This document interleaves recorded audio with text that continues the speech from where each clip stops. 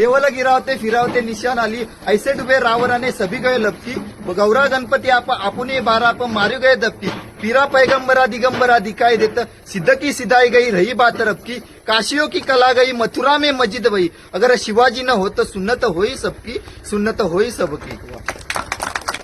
कवी भूषण असे बोलतात की देवल गिरावते काय करत होता औरंगजेबाने काय केलं, जेव्हा महाराज म्हणजे दिल्लीवरून महाराज जेव्हा आपल्या राजगडी परतले म्हणजे आपल्या स्वराज्यात परतले, त्यानंतर जो औरंगजेब इतका चौताळला होता की त्यांनी काय केलं, एक फरमान सोडलं की ह्या हिंदूंचे मंदिरं तोडून टाका, पूर्ण उद्ध्वस्त करा. त्यांनी जर पहिला आपल्या म्हणजे मंदिरांवर जर घाला घातला तर काशीचा विश्वेश्वर त्यांनी फोडला, जे आपल्या हिंदू धर्माचं केंद्र प्रमुख केंद्र मानायला काय हरकत नाही. आणि म्हणजे प्रमुख केंद्र त्यांनी पहिला फोडला की देवला गिरावते फिरावते निशाण आली. त्यांनी काय केलं, देवला फोडून त्यावर निशाण आली, म्हणजे त्यांचा जो हिरवा परचम असतो तो पूर्ण देवलांवर किंवा त्या प्रदेशावर फिरवायला सुरुवात केली.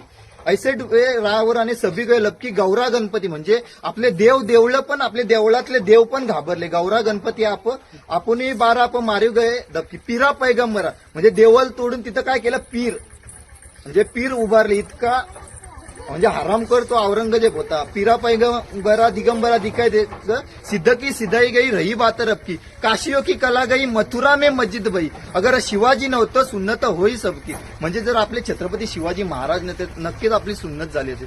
सुन्नत म्हणजे काय तर हा एक मुस्लिम शब्द आहे, म्हणजे एक बघायला गेलं तर आपलं नामोनिशाणच राहिलं नसतं. इतकं भयानक वृत्तीचा हा माणूस होता. त्याच्याबद्दल आपल्या कवी भूषणाने आज शब्द लिहिलाय.